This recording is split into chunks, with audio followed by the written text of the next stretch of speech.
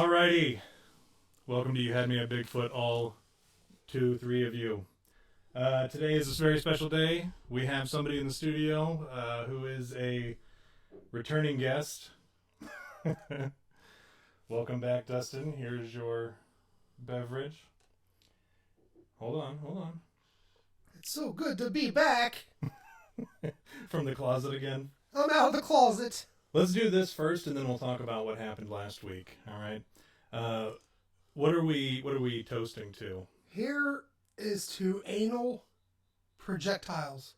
That, or kind of along the same lines.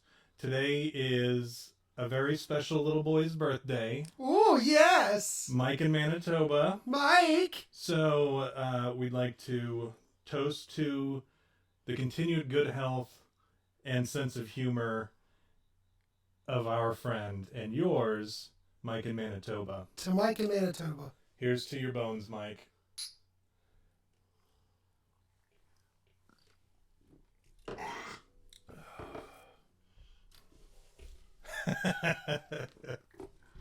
I've got to switch it to you while you're struggling. All right. Hopefully we still have everybody. I hope everyone thinks that my hat is as hilarious as I do. That's going to be my new shtick for this season, I think, because I'm going to wear a different hat every week. Have you noticed, like, this is since the beginning of the show, we've never stuck to the weekly requirement of, we talk about how we're a weekly show, but we have never been a weekly show. But so far, we've been a weekly show this season. So yeah, except for me. Yeah, except for you. So what happened? Tell us about. I had to work.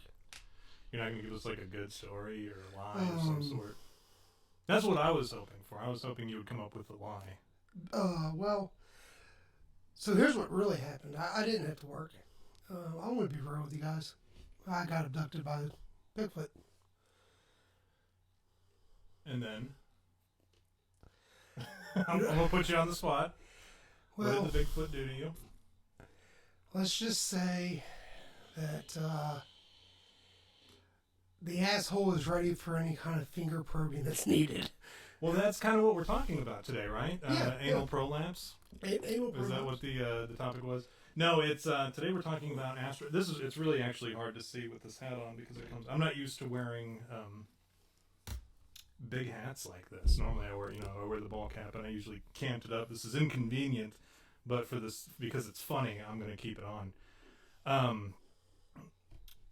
We're talking about astral projection today, and for everybody at home, anybody who's listened to a single episode prior to this, the amount of work that Dustin puts into an episode beforehand.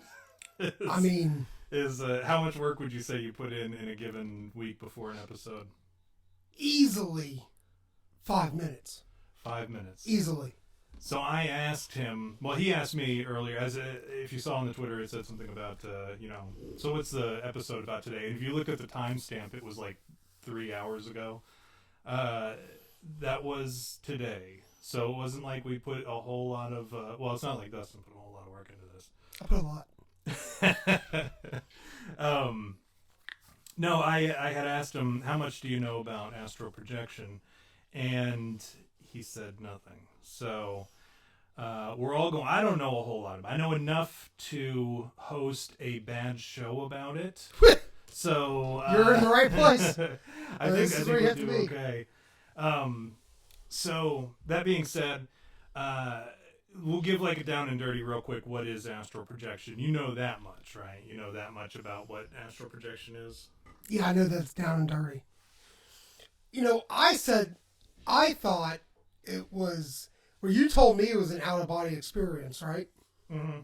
So my first thought, if you follow the show on Twitter, and he posted on Twitter, unbeknownst to me, my first thought was, an out-of-body experience. That's what happens after you finish masturbating, right? Am I right?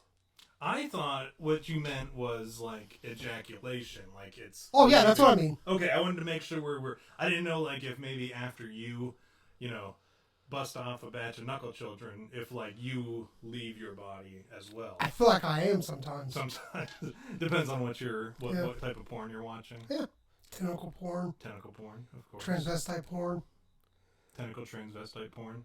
Shout out to Jameis. You mean Kurt Eichenwald? Kurt Eichenwald. Yeah, I don't think he's blocked us on Twitter. He blocked me on my old account. I don't know if the podcast one is blocked by Kurt Eichenwald. But no, as much as I've tried, he still has not blocked me. So, with that being said, astral projection is, and I'm not going to read any kind of definition. I'm going to give you kind of like a baseline understanding of what I know about it. It's when you're like, you imagine like, if you've ever seen the movie, have you seen the movie Insidious? I'm asking you. Yeah, I think so. Okay. Yeah. It's the one where the kid has like the ghost that Yeah. messes with him, and then like he goes into a coma and Yeah. stuff like that.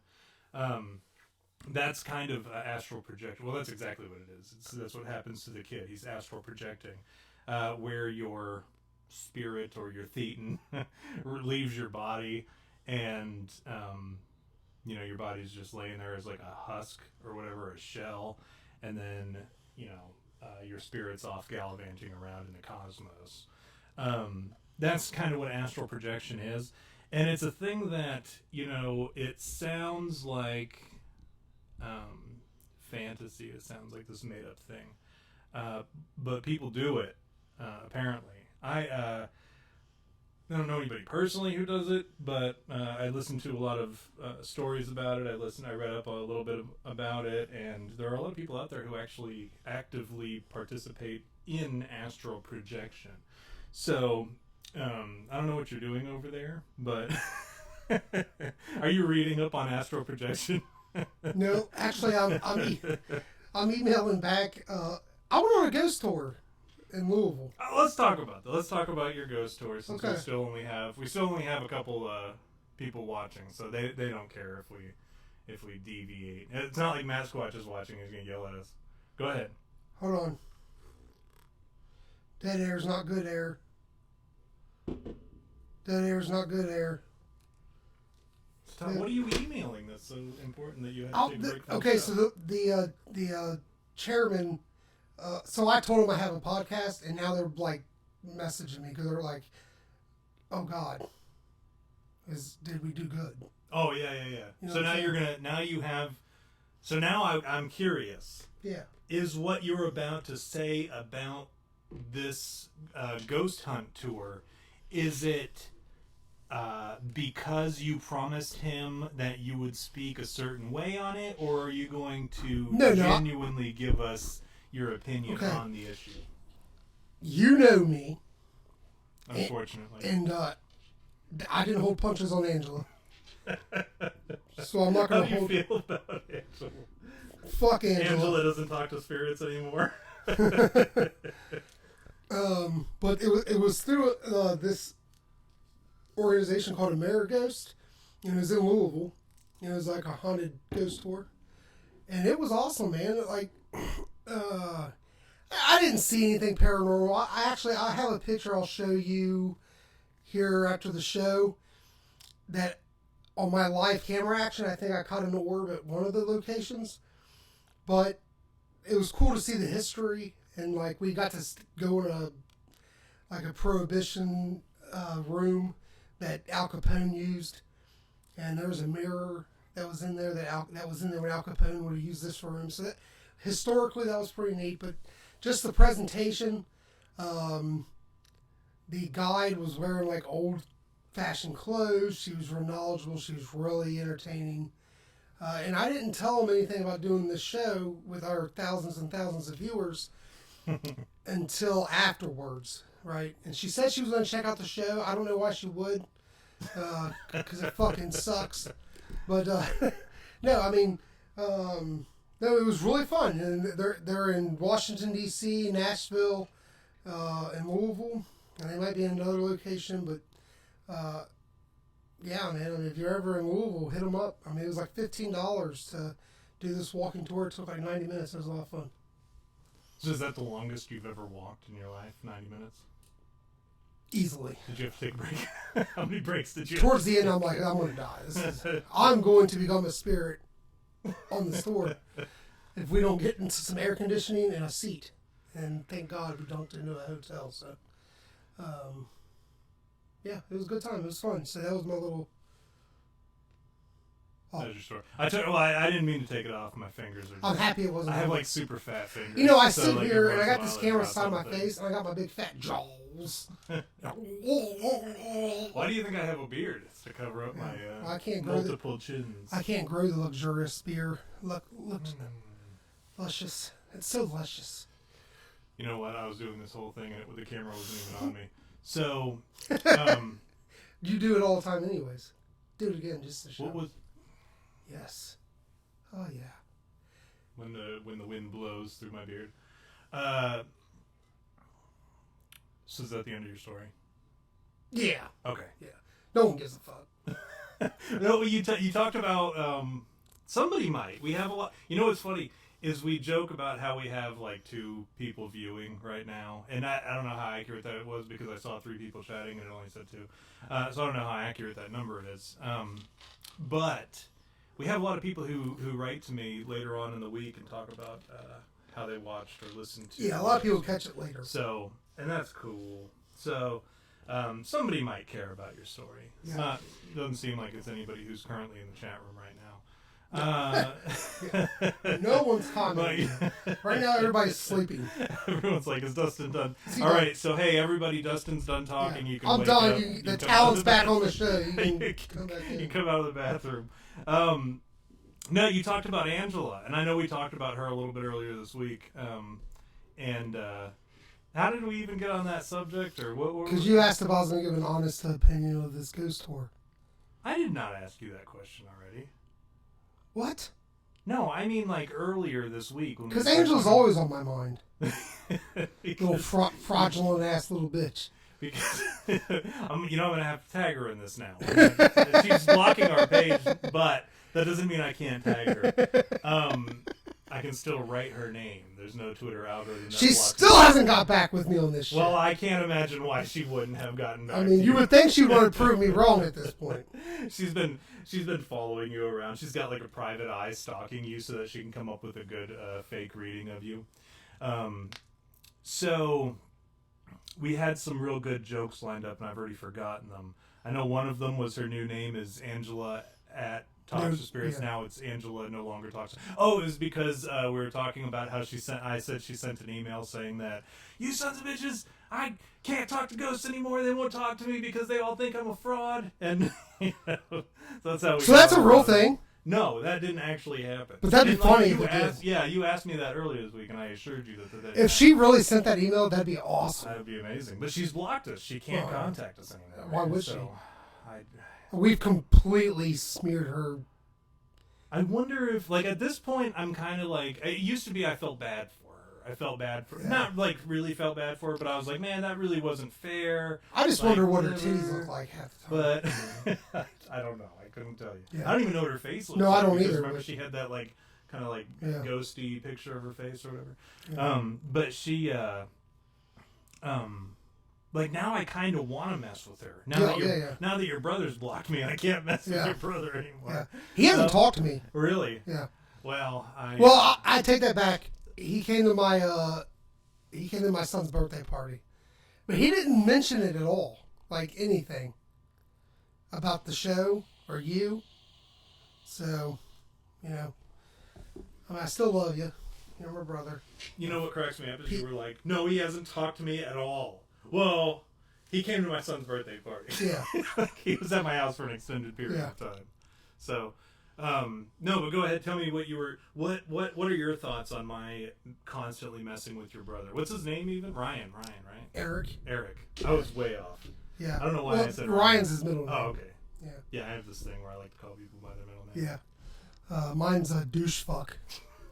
Just call me DF the rest of the show. DDF, double D. No, I mean, I have been fucking with my brother since the beginning of time. So really, it's, you know, he deserves it. I mean, You know what really kind of cracks me up, and I think I talked about this, but with you at least, is if he were actually interested. He has all these political opinions, Sure. right? Yeah. And that's fine. I think everybody's entitled. Well, in fact, legally, based on our Constitution, everybody is entitled to their own opinion. But they're really not. So. But the thing is, like if you really believe what you're saying. I guess I could take the camera off of you. If you really believe what you're saying and you really want to share a message with people, don't protect your tweets. Yeah, don't protect them. If your thing is just to say something to your echo chamber, at least admit that you're a coward. Yeah. Is all I'm going to say. Yeah. Like me, I will say the most ridiculous, offensive, controversial things. I have no problem with people calling me out. And then I'll argue with them and I'll laugh and I sleep just fine at night doing so. But like if you're trying to come out and take this stand and die on this hill and your tweets are protected, I don't believe that you actually believe in that particular thing. You just kind of want to be another hand in the circle jerk. Like you want to do what you're supposed to do in a circle jerk. I mean, you got to provide a hand, and that's what you're doing when you protect your tweets and then make a tweet about some kind of controversial topic. We want to talk about what he was talking about and why I'm whatever, because it's not, he obviously protects his tweets for a reason. So I can't talk about what he was talking about. Anyways, moving on, astral projection and what it is. You kind of have an understanding now of what astral projection is? No, still don't. Still don't. Okay. Yeah. So 5 minutes into this show. 5 minutes. Yeah, no, we're you know actually what? like half an hour. I know what I'm saying is my prep for this show was literally 0. Okay. Because I was at work when I texted you and said, so what are we doing tonight? And you're like, astral projection. And I'm like, yeah. All right, man. This is going to... I had no fucking clue. So... And you didn't listen to me when I explained it a little bit ago? No, honestly... Because you were emailing? I'm over here thinking about Angela. Oh, now.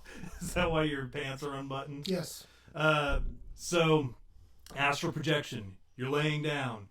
Your spirit or your thetan. I already used that joke. I hate to use the joke again. Use it again. But your thetan leaves your body. And thank you. And it wanders around doing whatever it does in the spirit realm. Okay, because your spirit's not actually like wandering around in the material world, like a material girl. Ooh. It's in the spirit realm. I'm glad you caught the reference.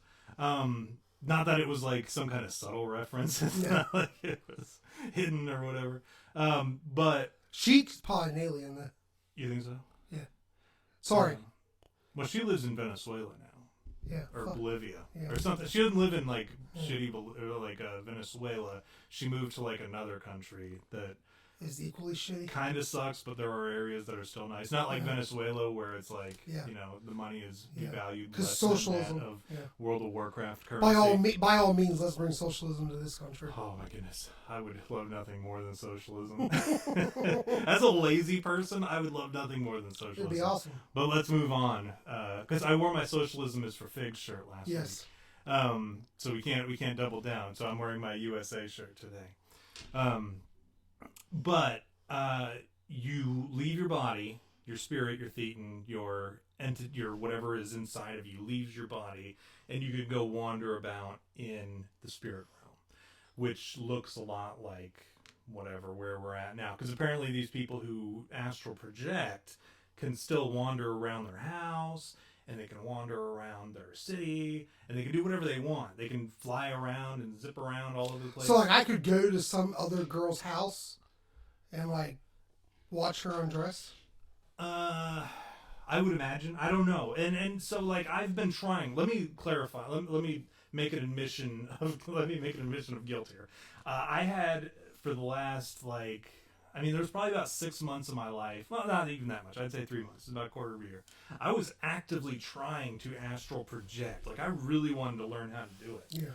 And we'll talk a little bit more. I'm gonna try it tonight. Actually. I would recommend it. I mean, I don't know what the religious implications of it are, and whether or not it counts as occultism.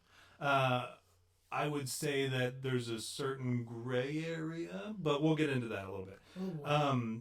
So anytime you're dealing with like spiritualism and Yeah. like kind of meditation and pineal gland stuff, and Do you think that this show's in bars from heaven? Maybe. I mean, There are some episodes I'm sure they'll probably look the other way, some that they'll maybe bless off on, and some that they'll just be like, whoa. When you were talking about... I'm going to be really pissed if I die and they're doing my life review and like, you know that podcast you did? Like, and who knows, maybe at this point we've been doing this for 30 years. You know what I'm saying? So you'll get up there in St. Peter and be like, all right. No. Okay. Very good. Mm-hmm. Mm-hmm. Mm-hmm. You saved 10 kids. You had me at what? Like I'm sure you're those assholes. Yeah, oh, you're the guy. You're the Dustin. You're the double DF. You're the fucking D minus. So that's what'll happen, and then I'll be standing behind you, like come on, pick it up, Yeah. pick it up in the front. Let's go. It was his idea to do the show. I'll be like, he agreed. So, and I'll be like, if not for him, I wouldn't have done the show. Because if not for Tom, I would never got that text that day about doing the show, and I'd be in heaven. But no. And it's funny to look back. Excuse me. So Funny to look back now. Jesus. It's stuck up on it when it's still fresh and hot and it comes back up. The that's what she said during the porno. During the gangbang. Oh, so fresh and so hot when it comes up. Like when I look back, I'm like, it's kind of like asking a woman to marry you over the phone. You know what I mean? Or like in a text message. Because that's all I said to you was, hey, I want to do this podcast. I think it'll be pretty funny. Do you want to do it? It's going to be like where we kind of talk about conspiracies and Bigfoot and aliens and ghosts and stuff. Do you want to do it? And you were like, yeah! And now look at you. And now you're like, oh, this sucks so freaking bad. I hate this place. I hate everyone, especially Mike in Manitoba.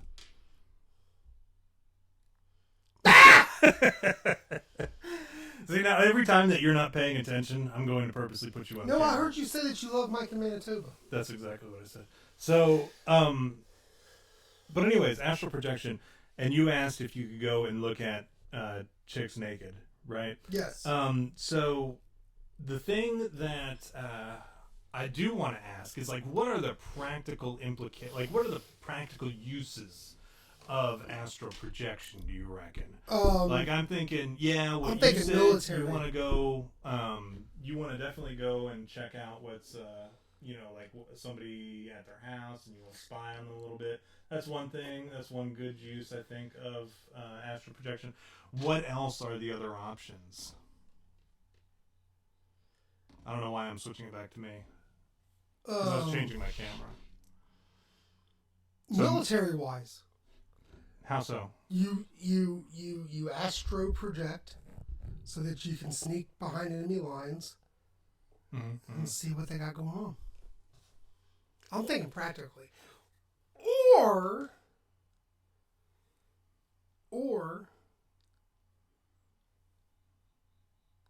just to go spy on women taking showers. Okay, so those are both pretty good reasons. What I will tell you is that they did in the 1980s do a thing in the military, or I'm sorry, it was the CIA, and I guess the military was involved as well. That movie, The Men Who Stare at Goats, is about it. But they actually did do astral projection for the use of like spying on the Russians.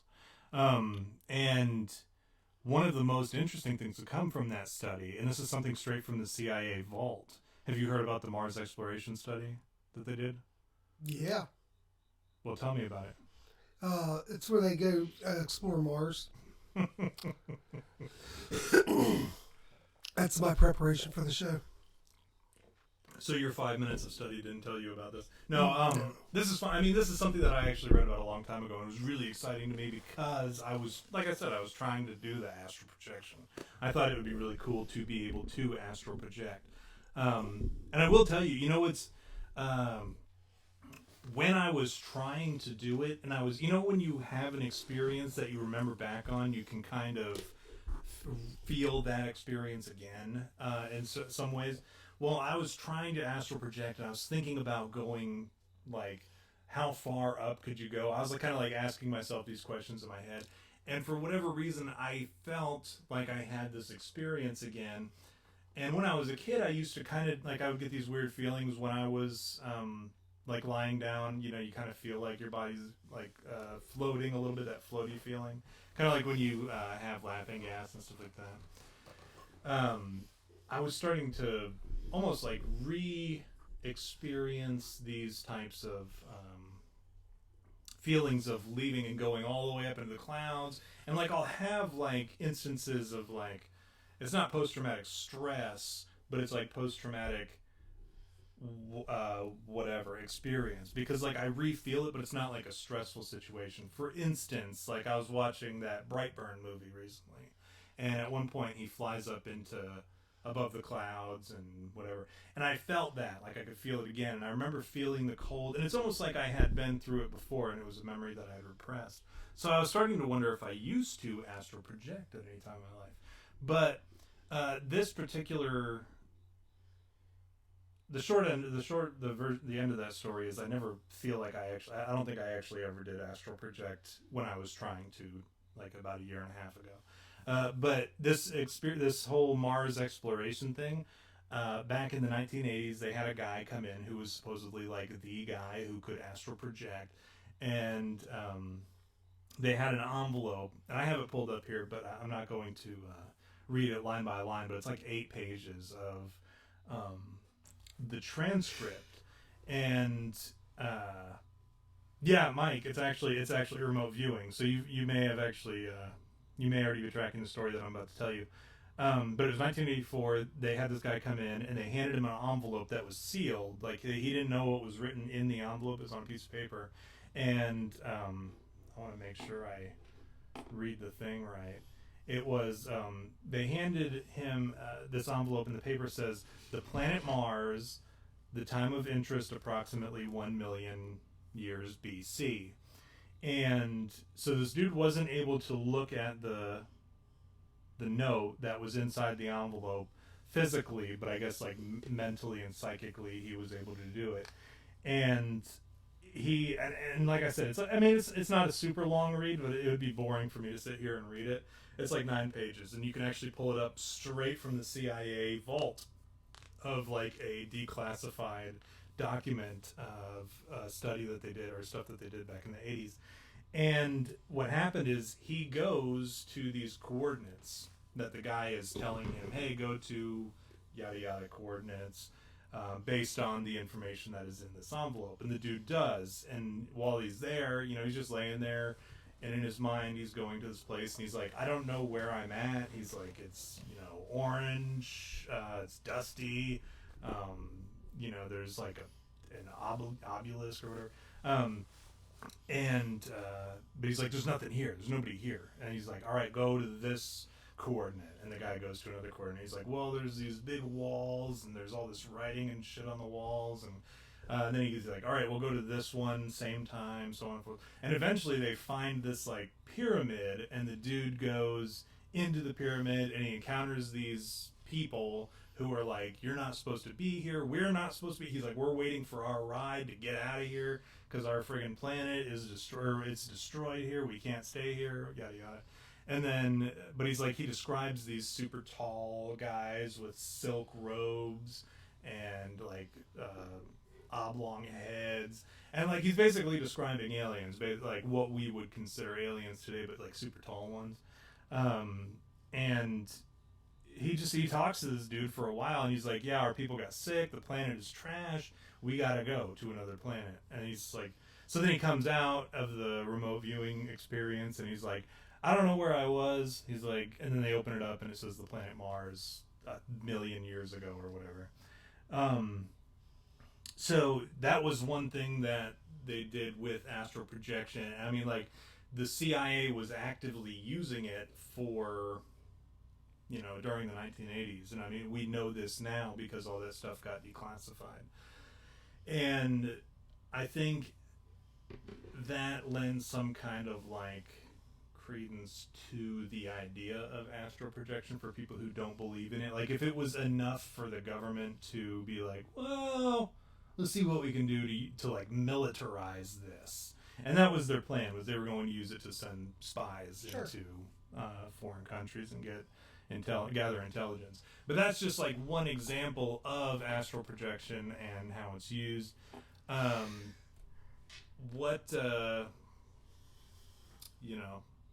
don't know. What do you have to say about that? Talk to me. Tell me your feelings, Dustin. I want to know, how do I do it? What do I do? How do I astral project? Well, let me show you this picture here. This is how you do it. Look, you can see it right there on the screen. Well, that's all you do? It's easy as pie. Well, shit. And I'm going to give you like how I was. Let me tell you my story real quick about how I did it or didn't do it, but how I tried to do it. So don't do it this way. But I mean, this is like the way that people tell you to do it. Maybe I just wasn't smart enough or psychic enough or like whatever. I don't know. For whatever. To me, that picture looks like someone's dying. Yeah. So I mean, think of it this way: when you die, what happens, right? Your soul leaves your body, or whatever. Even if you're like, let's go from an agnostic or atheistic standpoint, your soul just kind of ceases to be. Whatever it is that's inside of you that's kind of driving your body to do what it does, it ends, right? So for those of us who are Christian or those of us who are Buddhist, or Hindu, they reincarnate or they go on to nirvana or whatever the case may be. The body is no longer the host for that particular energy or spirit or whatever. Well, so that's kind of what's happening with old money here. Yeah, your road money. Yeah, says you got a friend who can do it at will. We can tell that person to get contact of the show. So yeah, tell them to contact us on Twitter, and I will send them the Skype thing, and we can talk about it. Because I mean, we have basically my understanding of it comes from stuff that I have read or videos that I have watched of people explaining how to do it. Like, but there's no like back and forth discussion with that. It's just them saying something. So if I have a question, they won't answer it because they're not obviously. They're not. It's not a. What the hell was that? What's that? I don't know. But I'd love to talk to somebody who has astral projected if they have. But that being said, how I was kind of taught to do it is you kind of have to do, and we'll get a little bit more into this on how to perform it, but my problem was I felt like it was about to happen. You know, like when you're about to do a pull-up, right? And you're like real close to doing it, but you can't get over that bar. Like you're just right there. And even your road money heard it. I wish I would have had the camera on. Maybe we would have seen. Well, no, because the cameras are facing this way. But like when you're real close and you just can't get over the bar, that's kind of what it felt like. So when I would be doing it, I would feel like whatever it was that was trying to get out, it just hit a wall. And you're really pulling. Here's a better example. Have you ever done those things where you hook up to the bungee and you're like running and you just try to fight the bungee and then eventually it yanks you back? That's something like working out, right? Yeah, kind of. But then they also have they also have like the fun ones that you do where it's like an inflatable bounce house and then you kind of like hook on. You've got like the harness on and you just run as hard as you can and eventually it tugs you back. And even if you go slow and you're pulling against it, and then eventually it yanks you back. That's kind of what it felt like. It felt like I just couldn't get over that last whatever it was. And it's very difficult to describe, which I guess is probably why it's difficult for somebody to convey how to do it. But yeah, we can absolutely talk about how to do it. I have a WikiHow, naturally, of how to perform an astral projection. So let's talk about that. This one says to start in the morning, and that may have been my problem. I guess it says that rather than trying to practice astral projection at night, if you do it in the morning right before or while you're still drowsy, it just tends to work better. I guess kind of like the same way you would fall back into a dream if you know how it is. Sometimes you can like fall back into asleep and then get back into the same dream. Maybe it's kind of the same concept, and I guess you're probably way more relaxed at night or in the morning right after you wake up. You got to create the right atmosphere. Astral projection requires a state of deep relaxation, so it should be performed in part of your home where you're completely comfortable. So anyone in Baltimore or Chicago probably can't do it. Yeah, probably not. Would you agree? Yeah. It's easier to perform astral projection alone than it is with somebody else in the room. If you're unable with that partner, what do we have here? El Ray, are you an astral projector? What does that thing mean? That is the male symbol, right? The circle with the... What does this mean? That they're the king. Yeah, that's fine. Probably that they're a premium user of some sort. I'm running the ghost hat, by the way. Are you? Yeah, because whatever happened over here. Oh yeah, let's try to nail that down. Figure out what happened over there. Ask the ghost. Ask the entity, the Thetan, what happened. I'm not going to talk to him. I got nothing to say to the spirit world. Why not? I just Freeze. don't have anything to say. Is that what it says? Yeah. It's a ghost cop. Freeze. Oh, they must all be friends from James's. Oh, yeah. Yeah. But yeah, hey guys. We're pimping out James's people. Yeah, we're stealing all of. Which is understandable. Because James sucks. Yeah, we got to do something. I mean, he's got to be contributing in some way since he's not making the music for us anymore, and we have to use royalty-free music from YouTube. Fucking James. It's not even on the show tonight. I mean, what the hell? He's at work. Who works? James. Yeah. All right. Anyways, moving on.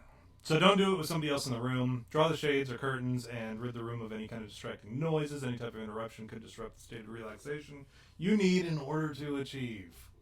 To achieve, as if this is like some kind of masturbatory satisfaction. Is that what you call it when you finally like ejaculate? Yes, to I achieve. just achieved all over.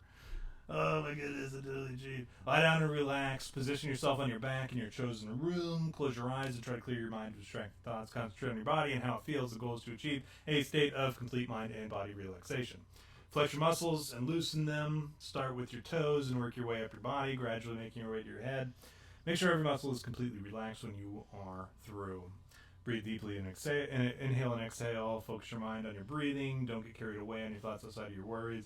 Don't get preoccupied yet with the idea of your soul projecting from your body. Just let yourself sink into relaxation. It can be helpful to use quartz crystal to raise the speed of your vibrations and all that gay stuff. So if we're talking about, since this article has taken it to a place of like absurdity, hey, El Ray, you haven't really missed much. We've kind of just been chatting. Now we're getting into the how to astral project. So if anything, this is the time to be here. But it's kind of talking about quartz crystals. I don't know how much I buy into like crystals and that resonating and all that nonsense. But what I will say is that like a lot of people do swear by the whole pineal gland thing, and if you're aware, how much do you know about the pineal gland? And I'm not talking about, well, I mean, let's go ahead and make the joke. Yeah, I know a lot about my penis gland. Your penis glands? Yeah. The penile gland, as they call it. You know, who wants to know about my penile gland? Me? Okay. I'll send you a picture of it. I've already seen your penile gland. Oh, okay. So, many times over. But the pineal gland, right, it's that supposed mysterious thing that rests kind of between your eyes. It's called your third eye, right? It's like right between your eyes and forehead or We've whatever. talked about this on Yeah, we do. We talk about it quite a bit. We often talk about the pineal gland. The whole thing with astral projection is you're supposed to focus on the pineal gland. You're supposed to like really concentrate on where it's at and kind of like I'm not it is your third eye, Mike. It's the one-eyed pineal gland. You're supposed to focus on it, and I don't know how to like have a stronger pineal gland. I'm not like one of those magic witches and psychics and all them that use the pineal gland. So mine's probably all like covered in carcinogens and nasty and shit. And calcified pineal gland, as they call it. Mine's probably horrible. But if you have a good pineal gland, like supposedly astral projection is supposed to be a whole lot easier for you. So that may have also been my problem. Maybe I couldn't. What are you doing? What does it say? Is anybody here?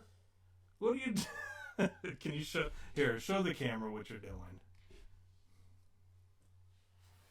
How do you play? Do you have to like actually leave your finger on it? Yeah. Oh, it's doing something. What's it say? It's moving. Oh boy. I asked if anybody was here. What's your name? Is that what it asked? What's your name? Yes. R-O. Can you turn so that the Rob? Ah. It said Rob, I think. Oh, I gotta get it back up. I can't turn. I have to hear. Well, can you turn your back to the camera and like hold it in front of you so that you can? Do we like? Is it traditional Ouija rules where you have to like have two people? No, it's just one. Rosa. Rosa. How did you die?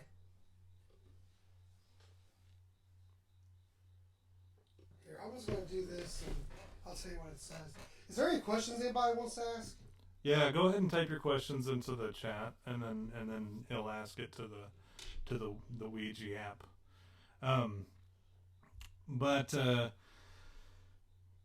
Yeah, so that's focus your pineal gland and concentrate on it, and then you can hopefully astral project better with it. So moving on, here is the moving your soul from the body. Reach a hypnotic state. The hypnotic state is normally known as the hypnagogic state. Let your body and mind approach sleep, but don't completely lose consciousness. Be on the edge of wakefulness and sleep. A hypnotic state is necessary for astral projection to occur. Keeping your eyes closed, let your mind wander to the parts of the body, such as the hand, foot, or a single toe. Focus on the part until you can visualize it perfectly, even with your eyes closed. Continue focusing on your until all your other thoughts fall away. Use your mind to... Who killed Tupac? Oh, I should ask who killed JFK. Isn't that like a question I would normally ask? Who killed Tupac? You had the perfect chance to fix it.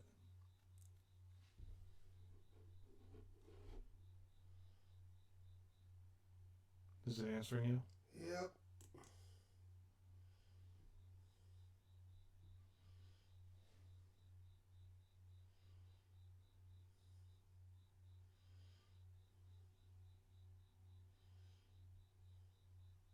It says clown.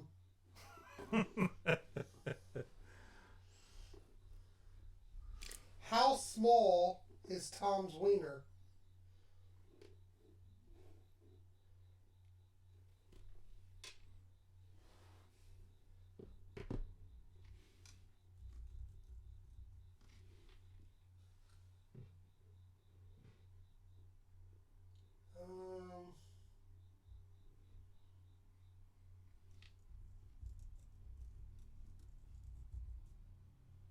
Well, this is weird.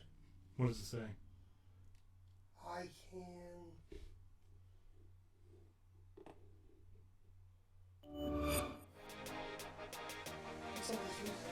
YouTube TV. Try it free. Nothing. It's nothing.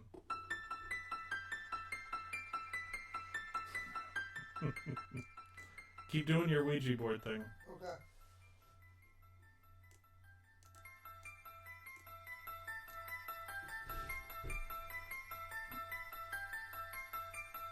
Oh, E-Road Money wants to know if Elvis faked his own death. Okay. It says I can give you proof. Of how big my dick is? Yeah. Or how small it is? Did Elvis fake his death?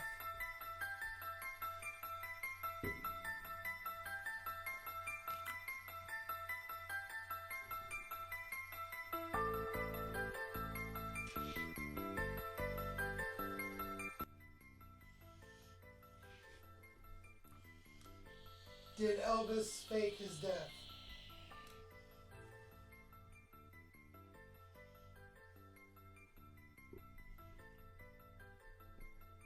Goodbye. Did it quit on you?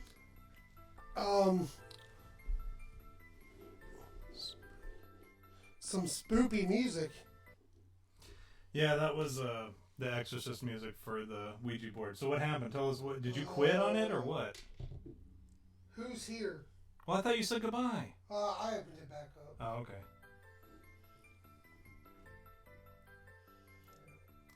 Is anyone here?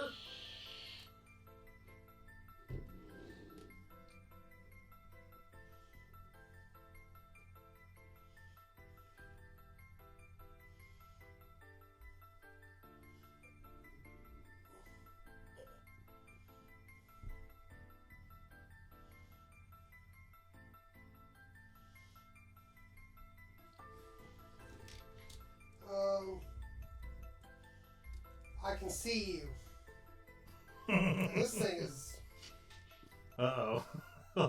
Ask what you're wearing. What am I wearing?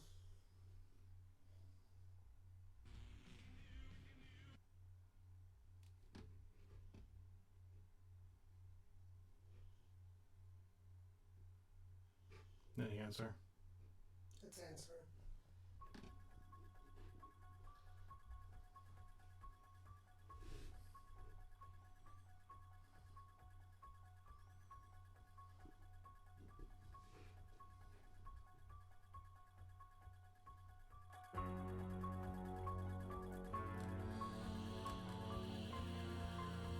They told me don't be scared. Yeah. This is... Yeah, I'm kind of thinking that it's fake. Yeah. Goodbye. Yeah, make sure you flip over that planchette, right? Goodbye. It's not going to let you say goodbye. Goodbye. You're going to have to live with it forever now. Goodbye. The liar ghost. Goodbye. Goodbye. Mike knew more about what you were wearing than the ghost did, and the ghost is supposedly here. Nipple pasties, you know it, Mike.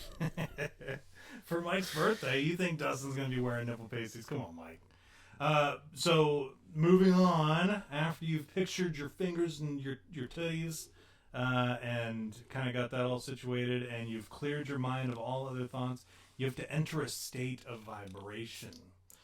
Many report feeling vibration comes in waves at different frequencies as the soul prepares to leave the body. Don't be afraid of the vibrations, since the presence of the fear might cause you to leave your meditative state. So here's something that I actually heard from a guy who actively does this. I was watching his YouTube video about how to astral project, and one of his things he said was, don't focus on...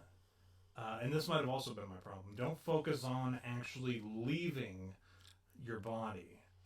Focus on the experience and just have fun with it. And he was like, be playful with it. Just have fun with it. Is that how he talks? That's kind of how he talked, yeah. But yeah, and that was my problem. It was like I was really like trying to force it to happen. Like, you know, when you're trying to take a massive shit and you're supposed to like kind of relax, but you're forcing it. Or like when you're jerking off and your hand starts getting like real tired. And yeah, you chafe too sometimes. You're like, no matter what, I'm busting this. Yeah, I gotta make it happen. So that's what I was doing with astral projection. I couldn't make it happen. So I ended up just chafing my soul. But he said, just have fun with it and don't let that be the end goal where you're just trying to get out. He's like, just have fun with the experience and try to figure it out. And that was another thing too. I think I was more scared, and I think we'll talk about this a little bit more later about like the dangers of astral projection. I think I was more concerned about what could happen, and I wasn't letting it happen. So we move forward to use your mind to move your soul from your body. So imagine in your mind the room in which you're lying, move your body in your mind to stand up, look around yourself, get off the bed and walk across the room, then turn around and look at your body. So the hard part for me was getting out. Like I couldn't come out, right? Yeah. And they say that the trick is to, while you're lying there and you got your eyes closed, you're supposed to have your palms open kind of like this at your sides, and just totally relaxed. And they said, imagine a rope hanging down over you, and you're supposed to like kind of like you're Jussie Smollett. And you gotta grab that rope.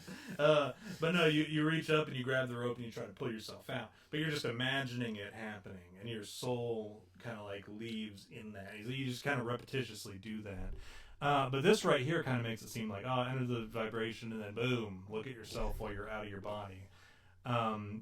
Once you can do that, your out of body experience is successful.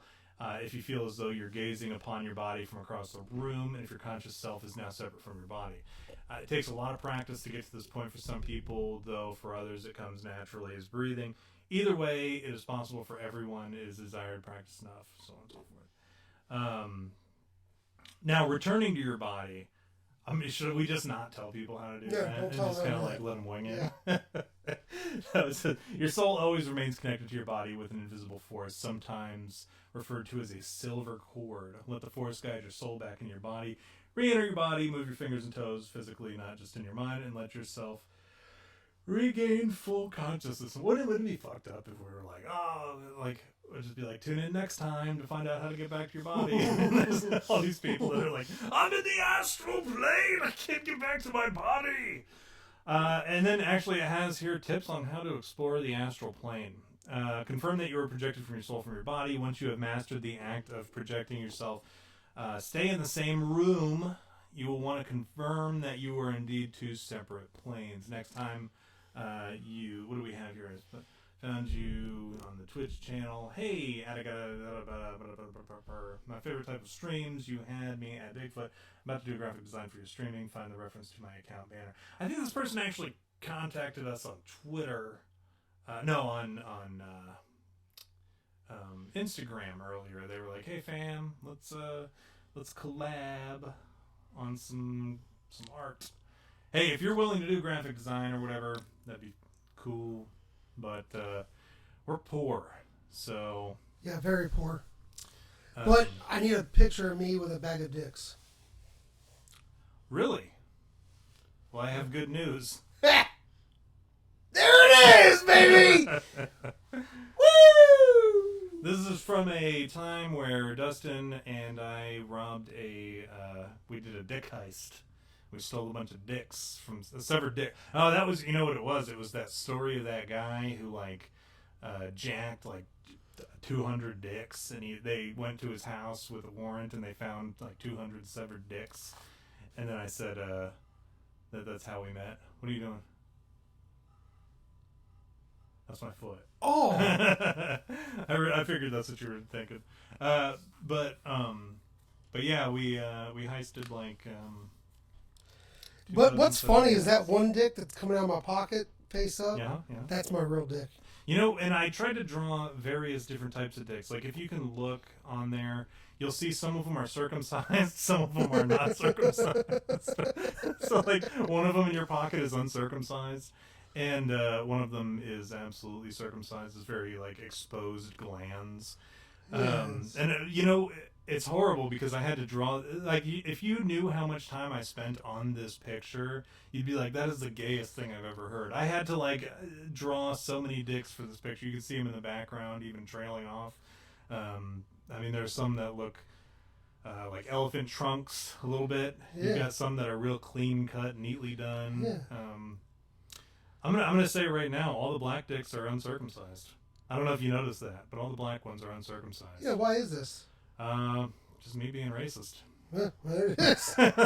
No, me being stereotypically typically, you hear about a black dick, it's not circumcised.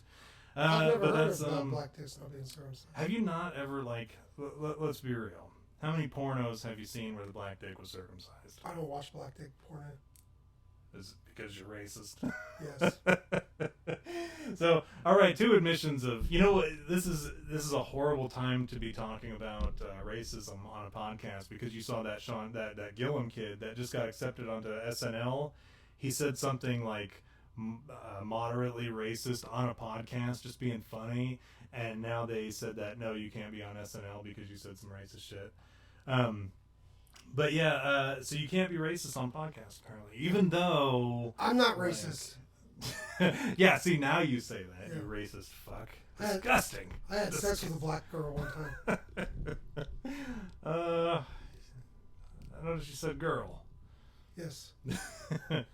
Was his penis circumcised or not? It was not. Do you think Michael Obama's penis is circumcised? Probably not. I bet it's fucking big as fuck, then. Whose do you think is bigger? Barack or Michelle's penis? Michelle's. She's bigger than he is. So what? Tell me this. I know we're joking about it a little bit, but tell me this: is Michelle Obama actually a transgender man? All I'm saying is, Well, a transgender female. there's pictures of her with a bulge down there. Mm-hmm. Mm-hmm. So, either she's got a dick or a huge pussy lips. I don't even think. Which means that look like Obama's got a big dick and he's fucking that pussy. I cannot imagine Barack Obama having a big penis. Oh, I bet he does. I doubt it. You're not a president of the United States unless you got a big dick. William Taft didn't have a big dick. That's like a fact. Well known. Yeah. I bet Trump has a huge dick. It would have to be. I mean, to have the confidence that man has. Do you think George Bush had a big dick? Yes. George W. Bush? Yes. Really? Yes. He was a frat boy, dude. That's true. I mean, he was fucking slaying pussy. You know, like, now that I'm thinking about it, Ronald Reagan, I bet he had a big dick too. And Absolutely. H-Dub. H-Dub did. Bill Clinton, do you think he had a big dick? Fuck Do you yeah. think he has one? I guess Yeah. he's still alive. Yeah. Yeah. Who was before Reagan? Carter? Carter, little dick. Carter has a little dick. So that's not true, what you said. To be the president, you have to have a Yeah. big dick. So we're recanting that. No, big dick, big dick. You think, oh, come on. Don't back down on it now. Well, Just admit you were wrong. yeah, I was wrong. All right. Yeah. So we know that objectively Jimmy Carter did not have a big dick. I'm He not- was a peanut farmer. He was a peanut farmer, for God's sakes. How many peanut farmers do you know that got a big dick? None. None, exactly. So moving on. This is... How do we get places like this on this damn show? Well, because I was talking about Michelle Obama's big penis. Oh, man. I think that Michelle Obama was a man. Have you ever seen a picture of Michelle Obama when she was pregnant? No. Yeah, no one has. That's fucking true, dude. Yeah, you're welcome. So what do you do when you astral project? How do you verify that you are astral projecting? Right here, Washington had a wooden dick. I believe that. So this guy, he astral projected, right? And he immediately decided to go check out his Pog collection.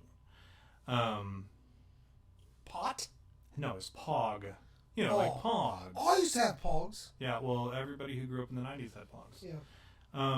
This guy went and he checked out his Pog collection. That's how he found out that he was in fact astral projecting. So what's the first thing you do when you astral project? Like, how do you verify that you're astral projecting, Dustin? I don't know. Do you go and check your Pog collection? Do you do some journaling? No, what do you do? Are you asking me? I'm legitimately asking you, like, what does Dustin... What would I do? What does Dustin... what would you say your middle name was? Dick fucker? Douche fucker. That's right. Yes. What does Dustin douchefucker do when he to verify that he is in fact astral projecting? I guess I would play with my own dick. Your astral dick, Yeah. No. or your real dick? My real dick. So you're gonna go do some gay stuff. To myself. That's still pretty gay. It's to myself. So if you have a clone of yourself that is I your would fuck same myself. age, you would fuck yourself. Yes. Don't you think that's like a little gay? I struggle with this. This is a pretty serious, like, moral kind of like thought experiment to like talk about whether or not you would fuck your clone, and I struggle with it. I'll be honest. I don't know.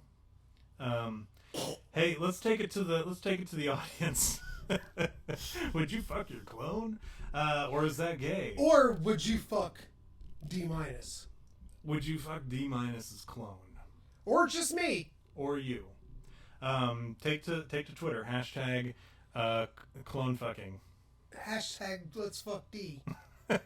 Let's not turn this into let's keep it a thought experiment. Hashtag clone fucking, and then explain yourself. Would you fuck your clone of yourself? Because I want to know if it's gay or not. I want to know if it's gay or not. Because listen, would you blow a clone of yourself? Fuck yeah. Would you like let him? Would you let clone Dustin bust off a loaf in your mouth? No. Or no? Okay. So there's a line that you. There is a line. The clone's not fucking me, and he's not. I mean, the only person associated with this podcast that's fucked a dude is Jameis, and he's not even here right now. Well, he's listening. Huh. I think we scared everyone else off because it sounds like it's James and Mike in Manitoba talking. But so there's a line that you won't cross. You won't let clone Dustin bust a loaf in your mouth or put his dick in you at all. But he can bust a load in my face.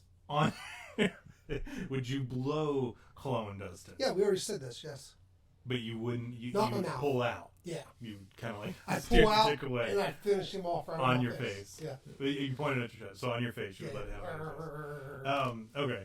I don't know if I could. I don't know if I love myself. I'm very narcissistic, but I don't know if I could. That's pretty fucking gay. Like regardless. Hi, Dying Rose. You kind of wandered in at a weird time. We're just talking about some stuff. We're working through some stuff. We're working through some issues. I still think that's pretty gay, and I don't know if I could, even if it is me, because I would think that, like, or hey, you could. That's another guy. Would you have a threesome with your clone?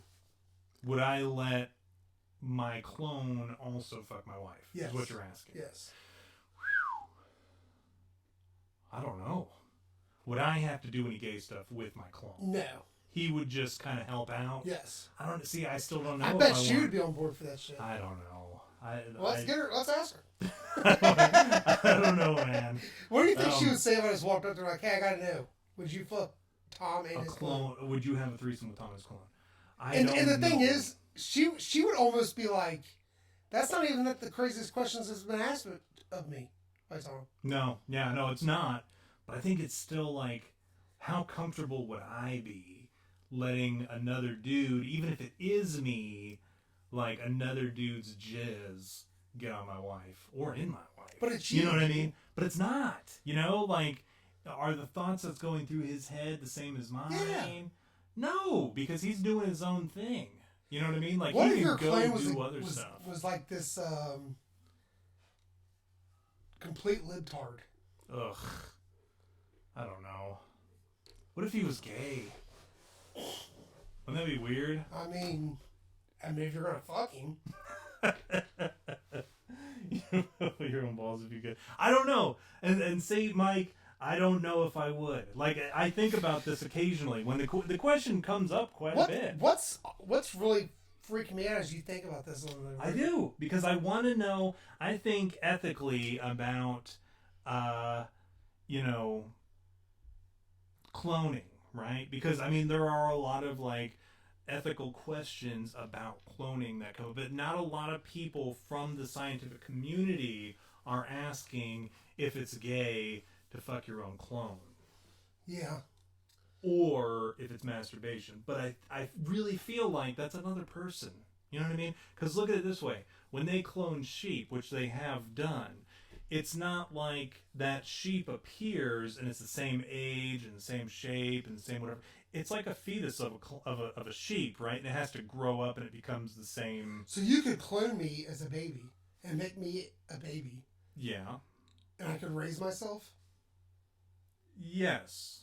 But again, it like kind of comes into like an ethical kind of, and then a lot of times I think that's what the big problem is. A lot of like it becomes a religious, like a spiritual issue, whether or not we're cloning like a soul that inhabits that body. You know what I'm saying? So I think that's where a lot of the issues come from with cloning. I mean, I would argue a lot that there's a lot of liberals that have no souls. Let's keep it. Let's stay apolitical here, as if I didn't admittedly had come out of the conservative closet last week. But I would argue that there are a lot of conservatives that don't have souls too. I mean, like look at John McCain. Yeah, fuck John McCain. That dude. He wasn't a real conservative. But by name, how many of these liberal individuals just aren't educated enough to move away from that plantation and are actually conservative at heart? Yeah. So maybe they do have a soul. Maybe it's just masked and clouded with the that left-leaning cloud. He just got grabbed by the pussy. John McCain, you got to grab John McCain by the pussy. Just anybody. That's the mantra that I live by.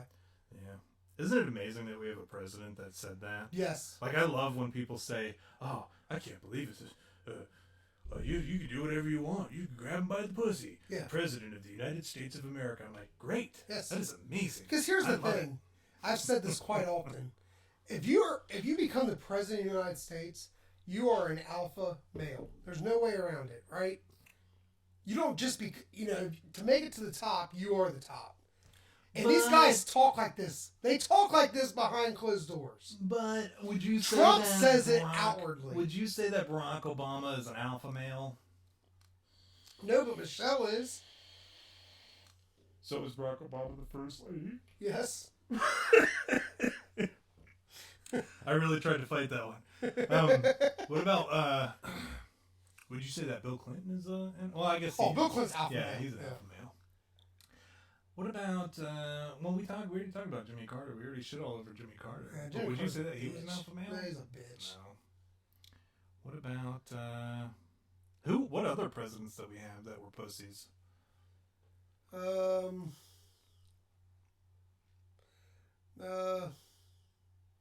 Woodrow Wilson? Was he? I don't know. Yeah, I don't know enough about him. Yeah. This is unpopular. Roosevelt, he was a little soft, but Yeah. he did. You know what? He got shot on stage, and he finished his speech while he. No, I'm not talking about that Roosevelt. Oh, the other one. I'm talking about wheelchair polio. Oh, you're talking about Delano. Yeah. Mr. Franklin Delano. I'm gonna let a little thing like polio put me in a wheelchair. Yeah. His mom was an anti-vaxxer. Teddy Roosevelt was a fucking man. Okay, I was gonna say teddy bear. Teddy He was a Roosevelt, Rough Rider, as a matter of fact. fucking Rough Rider, You can't be a man. Rough Rider without being a tough guy, Yeah, an alpha man. male. Could you imagine Teddy Roosevelt? Big swanging Teddy Roosevelt. He was a animal killing, safari hunting motherfucker. Could you imagine him in today's world? I He'd bet be he crucified. grabbed so much He pussy. grabbed so much pussy. No doubt about it. All right, let's move on. So, other than this guy journaling and looking at his pawn collection, A pussy prime minister. So I believe that Justin Trudeau is Fidel Castro's son. I agree with that conspiracy theory. He looks just like the motherfucker. Yeah, like you look at And his mom, do you know his mom fucked? Yes, I know. You go ahead and. What was I going gonna say? But you're gonna say his mom was fucking Fidel Castro. Well, yeah. And was down there right after she gave birth Yeah. to Justin Yeah. Castro, Yeah. and like Fidel is holding Justin. She also like, fucked giving him kisses. like the entire Rolling Stones. Oh, did she? Mick Jagger and all of them, Yeah. yeah. And Justin Trudeau's mom is a whore. a big time whore. I can't wait to put that on one of the captions, like where it has my picture next to it, and it says Well, Prime Minister when Justin Trudeau is a was whore. born, I mean, his dad was like 50, and she was 27 or some shit like that. You know what I'm saying? How Like, old was Fidel? probably the same age as his dad. I don't know. I think so. Yeah, Fidel. She was a little fucking slut. How old was Che Guevara at that time? I don't know, but he had it coming. I don't know enough about I Cuban don't- politics and the revolution. He was Venezuelan though. Well, but he was part of that. Yeah, whole, yeah. That whole mess. All I know is that when they burst into his room, he said, "If you're gonna shoot me in the head, you fucking pussies." Something along those lines. Che Guevara, if he wasn't a socialist fag, then he'd be a pretty cool guy. I mean, yeah. Like, I like any revolutionary, but like at the same time, if you're gonna push a socialist agenda, I can't get behind that. I can get behind like revolutionaries of a working government system, or a change that's going to work and that hasn't been proven time and time again to be a failure. Like, even in recent history, like, we know that socialism does not work. I gotta ask you about another little conspiracy theory. I saw this one the other day. Ted Cruz was a Zodiac killer. Yeah. So it's funny because my father-in-law. We're changing the show completely. Yeah, fuck astral projection. I've got like all these other pictures that we got to go over for astral projection, but you know what? Whatever. Let's talk about conspiracies. Let's talk about conspiracies. My father-in-law. My wife is from Lubbock, and my father-in-law lives there in Lubbock still, and Texas, that is, for anybody who's not familiar with United States geography. He lives there, and we were talking this is back shortly after the election, I believe, the 2016 one. We were talking about Rand Paul, and I was excitedly talking about how Rand Paul was my senator, being in Kentucky, and, our senator, I guess, but at the time I was just talking about myself. I said, I got to vote for Rand Paul. I'm pretty freaking stoked about that. And he's like, yeah, you know what, when the election, when it came time to do the election and vote, I almost didn't vote for Ted Cruz because he wasn't going to endorse President Trump. And I said, I forgot, you get to vote for the Zodiac Killer. Because I love Ted Cruz, and I love that whole conspiracy about the Zodiac Killer. Yeah. And it's so funny because Ted Cruz, one time, like, I believe it was Halloween last year, he sent out a tweet that was just like a picture of the Zodiac Killer's letter that he wrote. And he said, Happy Halloween, and it had like all the symbols or whatever on it, and everybody lost their shit. And it's so funny because my wife's family, they're all Hispanic. So when we talk about supporting Trump and supporting people like Ted Cruz and Rand Paul, like everyone's always like, oh, they're racist, they hate Mexicans and they hate conservatives are so racist or whatever. I'm like, okay, whatever, man, that's fine. And I'm sure it's just just eats away at people that, like, when I wear my Make America Great Again hat and I'm walking with my wife and they're like, what the fuck is this? She must be his slave. Like, people they're so quick to make these assumptions. But yeah, no, Ted Cruz is the. I believe that they never caught the Zodiac Killer. Yeah. So I mean, he's out there somewhere, presumably. No, he's dead. I think he's still alive. I think the Zodiac Killer got away with it scot-free. Like D.B. Cooper, man. Hey, man. Yeah, like these dudes. Like, there are some dudes out there where you're like, couldn't do that shit no more. No, absolutely not. That's a thing of the past, man. Like, those were the days when you could just get away with crimes and shit. I finished reading 11/22/63. I hate Stephen King. I do. And I've talked about this time and time again. I think Stephen King is a hack. And I'm going to say it loud and clear right now to everybody at home. And challenge me if I'm wrong. If you take a Stephen King short story and then you take a submission from... Hold on a second. Okay. From like a regional short story competition, and it's like the entry is from a 10th grader for like a horror short story next to Stephen King's horror short story, and you didn't have the names attached to them and you just read them, you wouldn't be able to tell which one was Stephen King and which one was the 10th grader. Because frankly, Stephen King's writing is very sophomoric. I could read to you anybody who's ever read a Stephen King book will confirm this. Stephen King writes like a teenager, and he gets off on talking about pedophilia, just graphic sex, and swear words. That's Stephen King's shtick. And very few of his books are worth reading.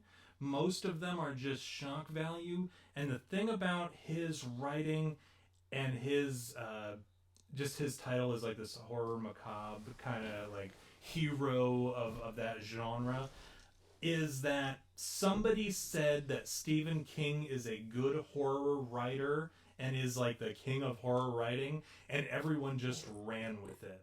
So then people see that and they say, oh, did you know that Stephen King is like the shit at writing horror stories? But they've never read anything.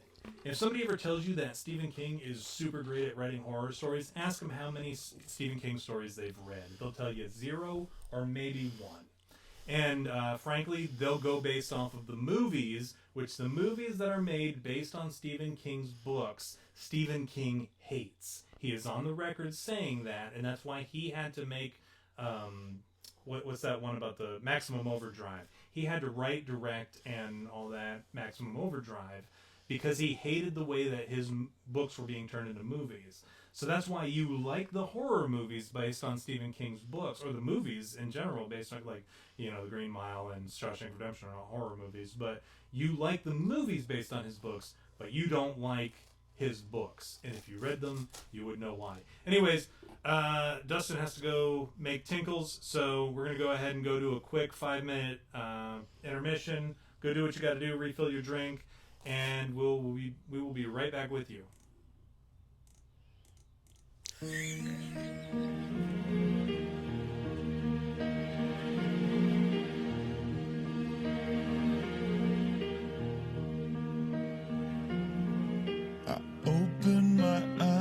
I try to see, but I'm blinded by the white line. I can't remember how, I can't remember why I'm lying here tonight, and I can't stand the pain, and I can't make it go away. No, I can't stand the pain. How could this happen to me? I made my mistakes, got nowhere to run.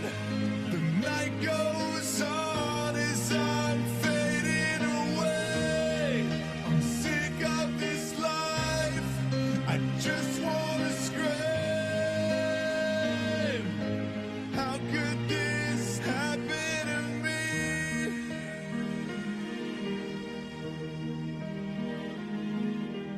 Everybody's screaming, I try to make a sound, but no one hears me.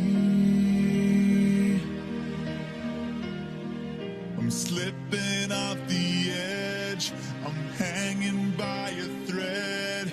I wanna start this over again.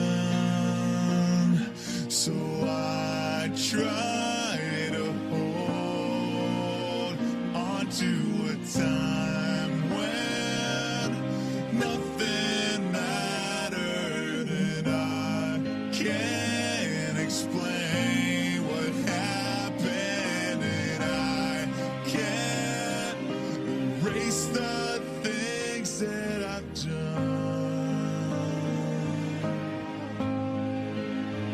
No, I can't. How could this happen to me? I've made my mistakes, got nowhere to run. The night goes on as I'm fading away. I'm sick of this life, I just wanna scream. How could this happen to me?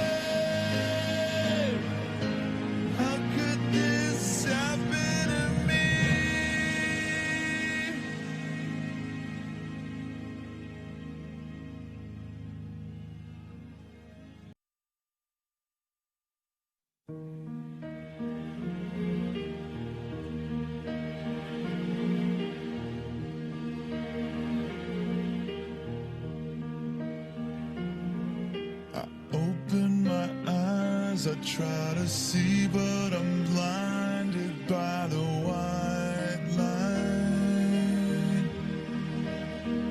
I can't remember how, I can't remember why I'm lying here tonight, and I can't stand the pain, and I can't make it go away. No, I can't stand the pain. How could this happen to me? I made my mistakes, got nowhere to run. The night goes on as I'm fading away. I'm sick of this life, I just wanna scream. How could this happen to me?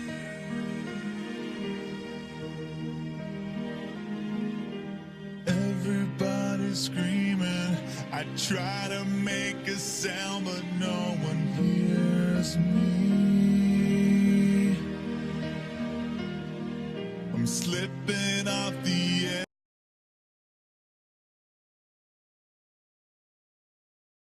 Rest Ginsburg. Ruth Bader Ginsburg. You know, that's why they're picking on Kavanaugh again. Yeah, what's all that shit about? I don't know. Nothing. I mean, even they wrote that book talking about how he put his penis in this girl's face. And that girl's like, I don't know. Yeah, she's like, I don't know what you're talking about. She's like, he never put his penis in my face. I don't remember that. And even like, what's her face's Christine Blasey Ford. Yeah. She was like, her dad was like, yeah, she's lying. I'm glad that Kavanaugh got whatever appointed. So, anyways, it says return to your body. You know, you can explore for it further, go do this stuff. But let's talk about the dangers of astral projection. Let's do that, and then we'll wrap it up, and then we'll get out of here, because Mike in Manitoba is trying to get to bed so that, you know, whatever, I don't know. Yeah, whatever. You know, it's his birthday. He's Yeah. trying to go have some cake and go relax. He's not trying to sit here and listen to us rant about this, that, and the other. Mike, you getting late tonight?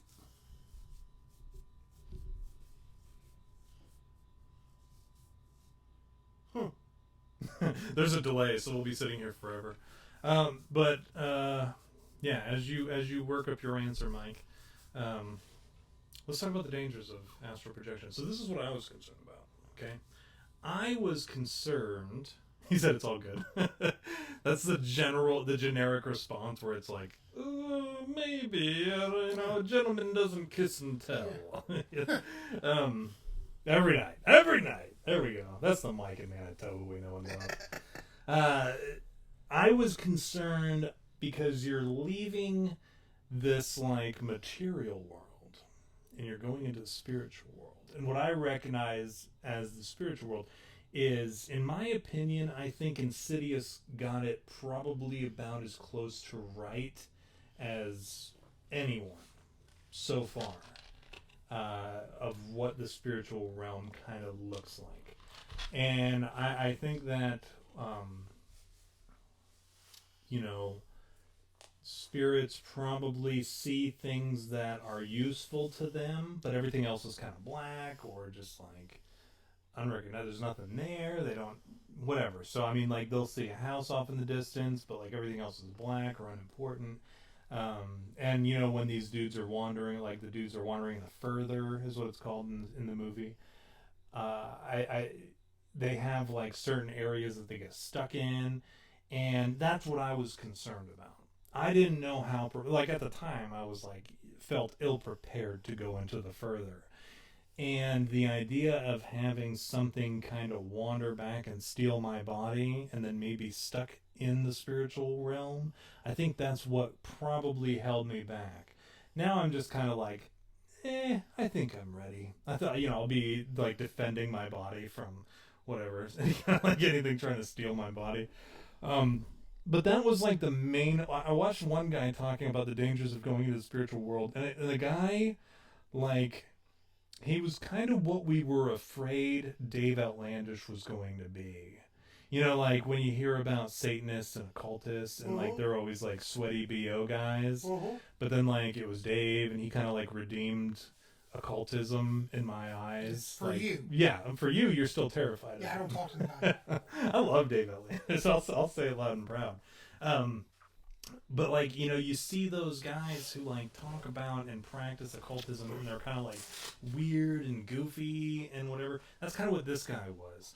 So he was sitting there, and he had like lit a candle, and he was like had all his stuff all over the table, and you know, he was sitting there with his legs crossed, and he's like, all right, let me talk to you about the spirit world.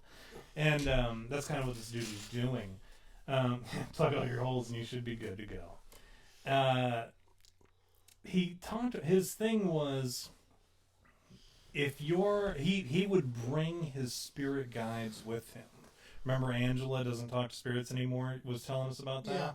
She was saying that everybody has a spirit guide. Now, this dude was talking about how if you enter into an astral projection with these negative thoughts and these bad thoughts or whatever, you're going to create a bad experience, kind of like a bad trip for yourself. And he said, don't do that. As if it's that easy. But he said he brought in his spirit guides with him. And then eventually he started bringing in demons with him. These are dark spirits, is what we call it. And he said that his favorite to bring with him was Lilith. And this guy goes on all sorts of like spiritual astral projection adventures or whatever. And he says that he would bring Lilith with him. And that was his regular spiritual guide. And so he said that that's an alternative to doing it. But he said if you're just going to try to astral project, he said don't worry about it. He's like, you'll always find your body. And like, this is the kind of guy who I wouldn't trust him. Not that I don't trust Dave Outlandish. I just don't think that Dave Outlandish would fuck us. You know what I mean? But I think a guy who just generally is kind of like, hey, don't worry about it. Like, if we don't know him, then he probably is leading us on like some kind of like astral projection trouble goose chase. And I wouldn't necessarily trust a guy who says, hey, don't even worry about going on an astral projection. You know. And that's kind of what this dude was doing. So I'm kind of wondering if like maybe he goes on these astral projections looking for people's bodies who are left, who aren't as weird as him, so that he can jump into. That's what this dude does. Have you ever seen that episode of King of the Hill where Bobby goes and he like drinks the dog's blood or whatever, and it's like all the wizards or whatever who are playing with what you call this. So that's kind of what this guy was. I wish I would pull it up right now, but I'm not gonna bore you. But yeah, I mean the dude was kind of a weirdo, and yeah, that's what he said was the dangers of.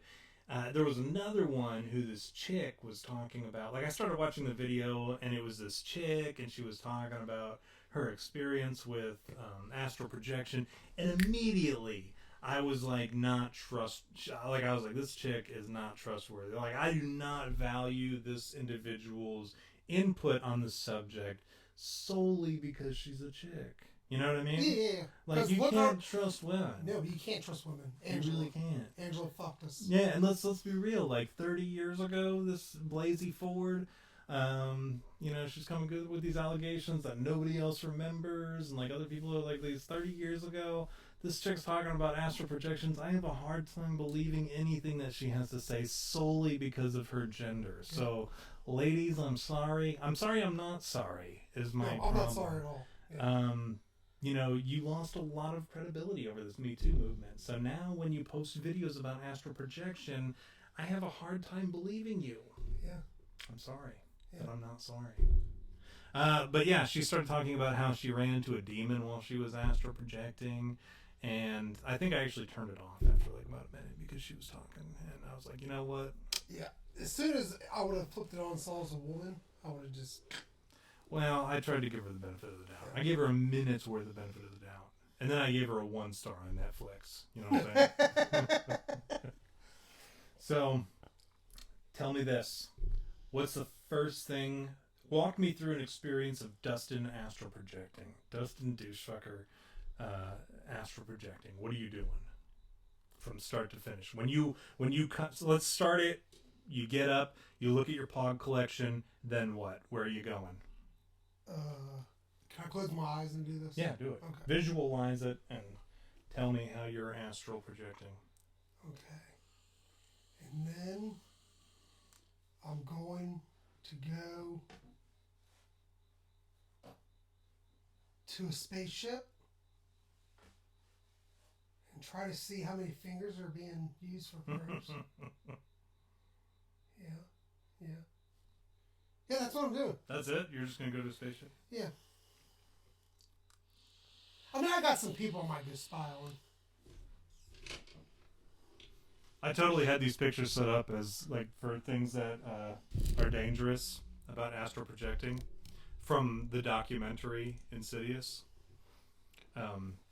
This is one of the guys that you have to look out for when you're astral projecting. And you know what's funny about this picture? I really like this picture because like that picture on Patrick Wilson's face, or that expression on his face, is actually like, I am the least observant person in the world. So when there is anything weird going on about me, that's like the same expression. You could be right behind me as a demon, and I would just be making that same Patrick Wilson face.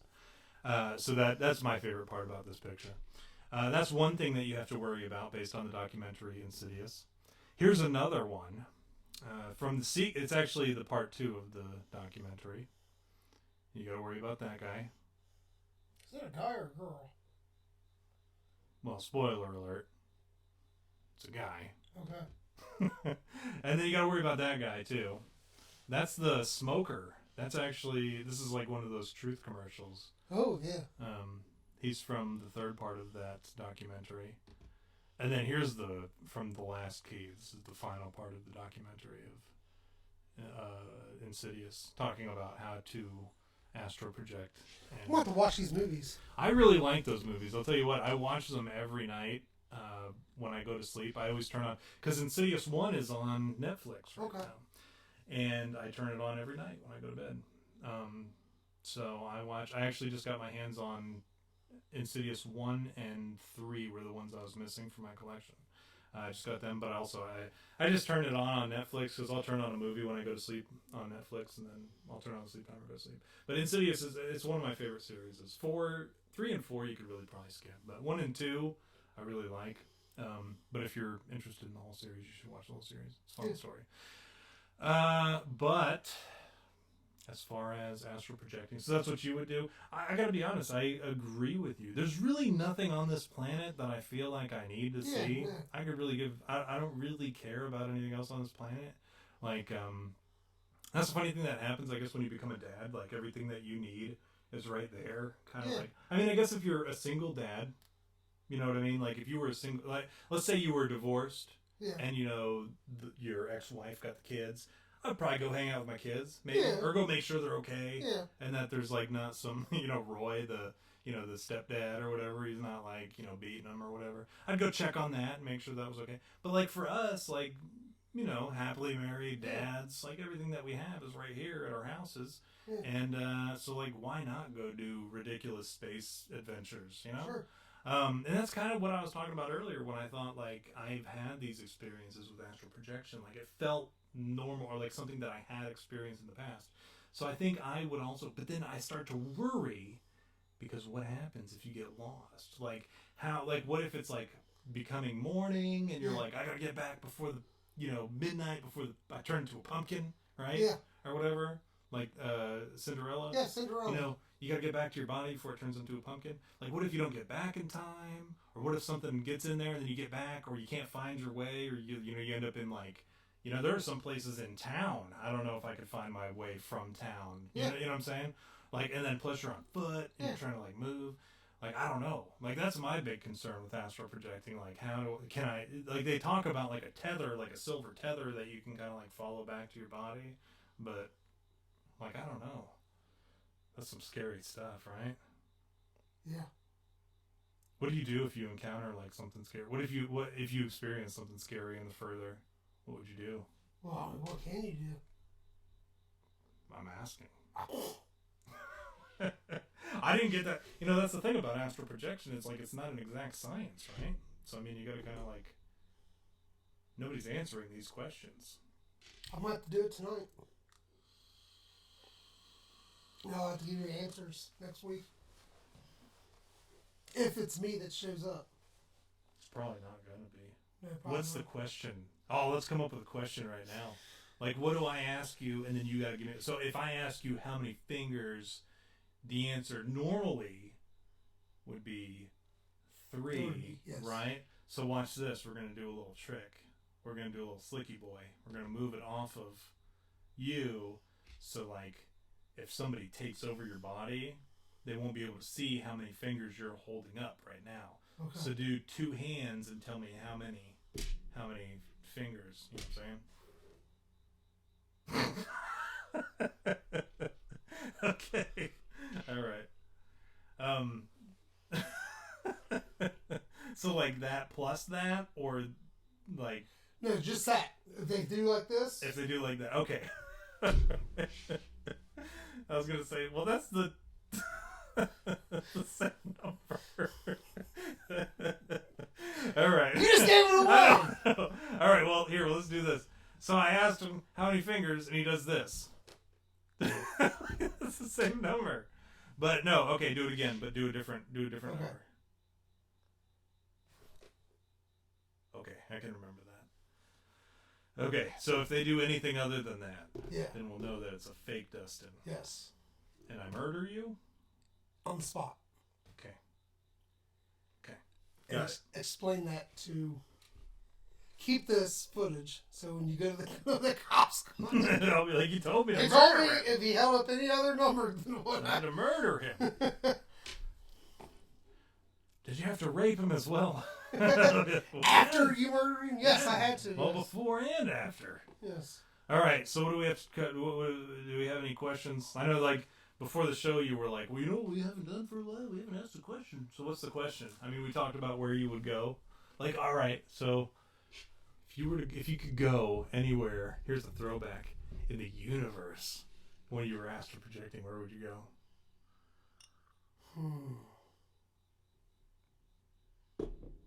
Gosh. I guess I'd go to, like, Shakira's house. In the universe? Dude, that ass, though. Dustin.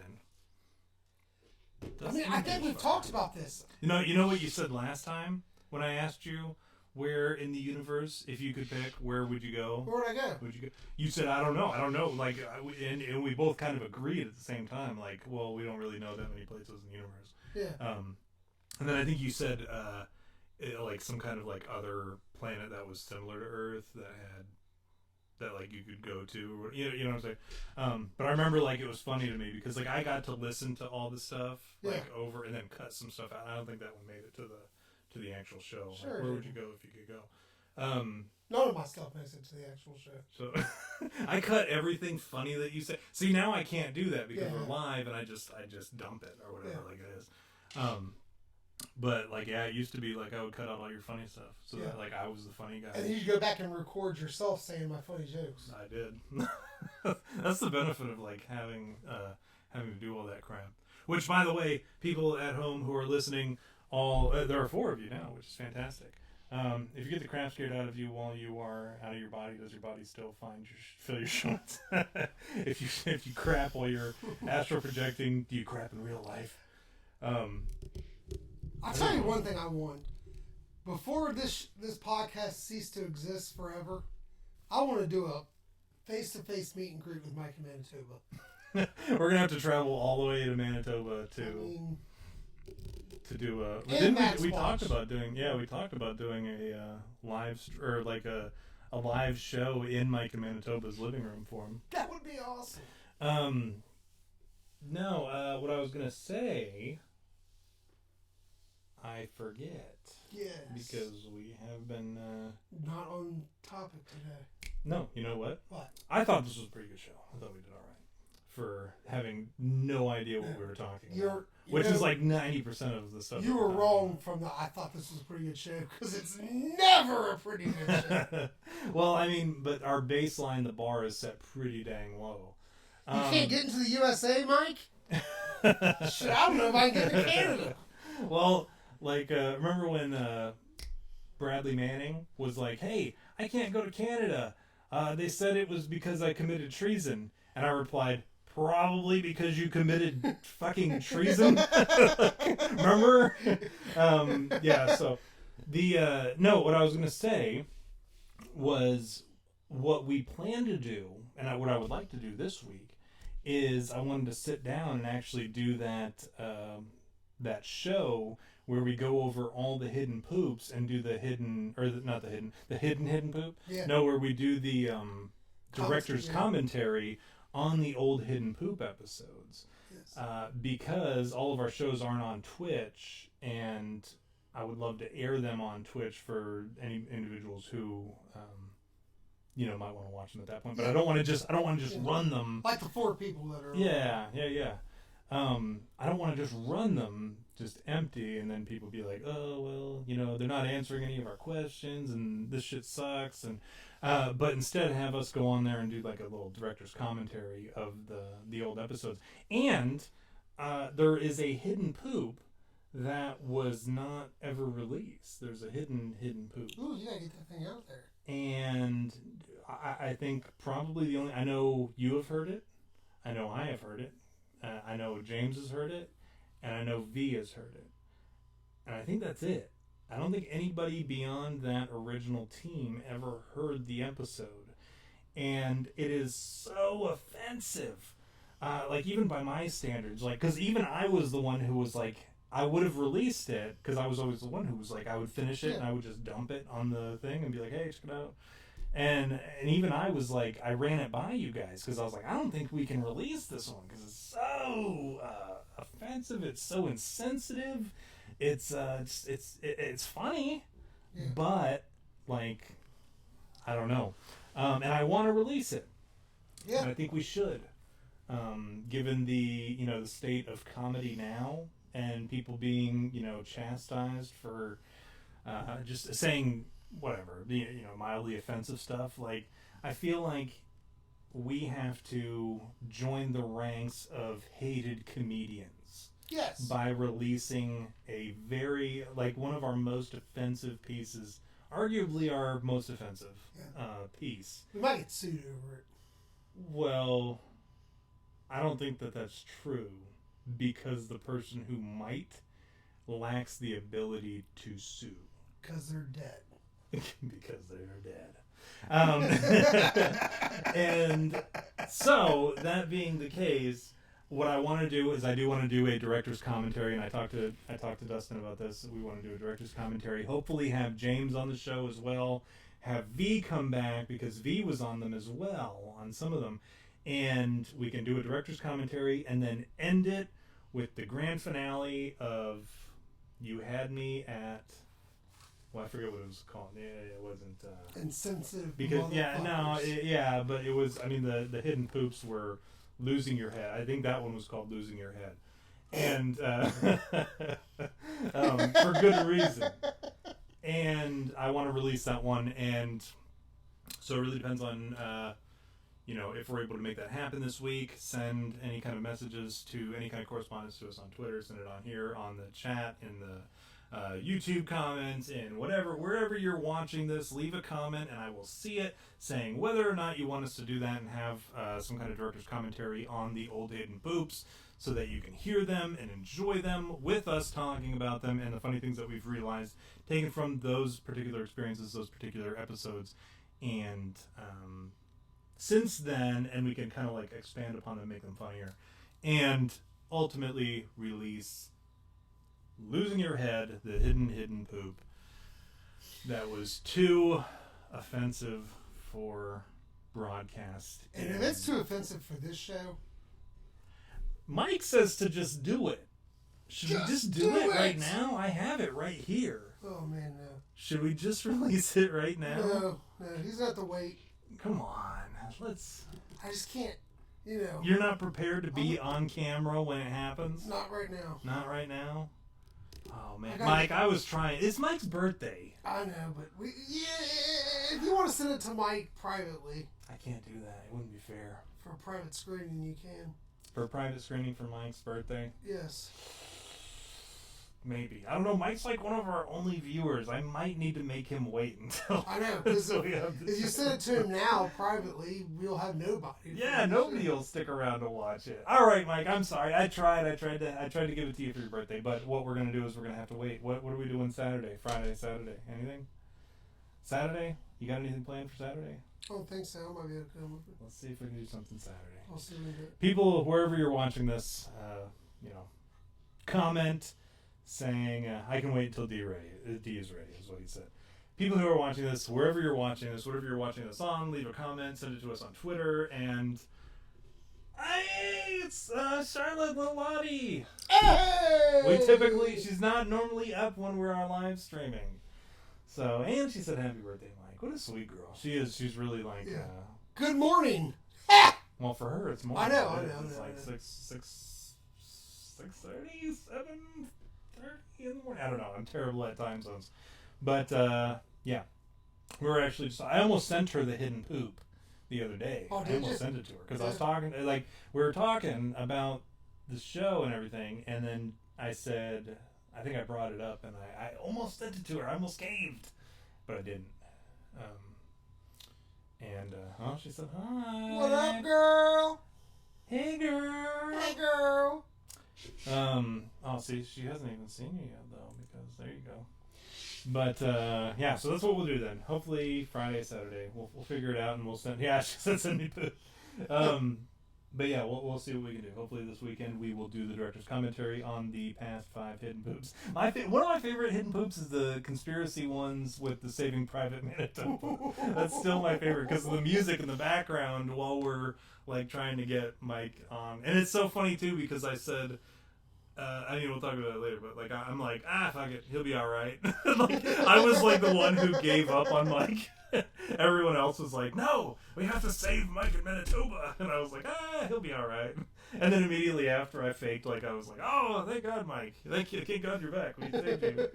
But, like, I was so, like, that's the thing that people don't get about me. It's like, I'm over here, trying to run all these little, whatever. I'm, like, also the technician guy that does all the stupid behind-the-scenes stuff. Yeah. So, like, half the time I'm not even paying attention to what we're talking about. Yeah, I don't do nothing. Yeah, you sit there and just be funny, which is why I steal half your jokes. Yeah. See, like, you thought I was just, like, this terrible person for stealing your jokes. But in reality, it's because I felt entitled because I was sharing I was fixing all the stuff. Yeah, I bring nothing, I thought about this the other day. I bring nothing to this show. You know what's funny is everyone was pretty upset that you weren't here. And that's why, like, Feats was like, oh, he pulled his ball coming out of the shower. Yeah. And everyone's like, no D? No D today? No D's on the show? Yeah. I had people say to me, I tuned into the show, but you weren't there, so I turned it off. And I was like, I get that, because I'm the fucking shit. So they didn't watch this last one? Because you fucking suck. You know what? I believe that. I believe that wholeheartedly. So there's a reason why you were selected out of, like... I don't have a lot of friends. Yeah. I don't pretend that I do. How many candidates were there for this show? I don't have, like I said, I don't have a lot of friends, but I have a lot of people who owe me. You know what I'm saying? So, like, I could have picked a lot of different people, but I thought about, have we ever told everybody at home how we met? I don't know. It was at the gay bar. Well, yeah. But, no. Well, we met at our previous employment. And I don't know if we've ever told them where you still work. But I thought you were the funniest guy because it was me and Murphy. And we were always laughing about, like, the ridiculous stuff that you said and did or whatever. Yeah. So I was like, that dude is, like, the funniest dude I know. So that's why you ended up getting selected for this role. I knew that would pan out for me someday. We used to laugh because you had to dress up in like that class, that ridiculous uniform for like a month, and everyone else was all in their comfortable stuff, and then you had to dress up in the fancy attire, and everyone thought you were like something special because you were wearing that uniform. Like, shit, I'm brand new, boys. But yeah, and I almost talked about our previous employment last week, but I didn't because I didn't know if we had before. And but we were talking about pederasts. Yeah. And I was like, Yeah. oh man, there's like a really good story of hell. Well, I turned this shirt inside out. No, so I know, not I giving it see away. that. Let's see if I can I zoom in manually on here and see what, you guys are wearing black shirts now? Yeah. What's your new outfit look like? Gray top. Still the It's same? no, it's like a polo. Really? Like yeah, it sucks. You guys hiring again? For you anytime, man. Man, that was like my favorite job too. Anyways, all right, let's talk. We were hookers. Yeah. We were midnight cowboys. That's what I see. I knew eventually this hat was going to play into the episode, right? Let's hey, on Twitter, let's start a hashtag. Tom's hat, yes or no? Tom's hat. Hashtag Tom's hat, yes. Hashtag Tom's hat, no. If you like Tom's hat today, and then I'm a hashtag yes. I appreciate that. We were ladyboys. We actually talked. You're gonna have to watch the episode now because we talked about ladyboys earlier. But all right, let's wrap it up. Anything you got to say before we pull the cord here? Well, What were you talking about? You wanted to talk about something. You were talking about it, that Waverly situation. yeah, man. Well, I'm thinking about little Lottie now. I can't get her out of my head. She's running through my brain here. Reasonable. Yeah, man. I had this thing where there's a really extremely one of the most haunted places in the world down here where we're from, and I pitched an idea. It's a pricey adventure, but we could potentially go to this location and film. We probably wouldn't be able to live stream, but record and film us doing different things there and release it to you guys. So, We'll talk about it more. you should talk about it because you're a good salesman.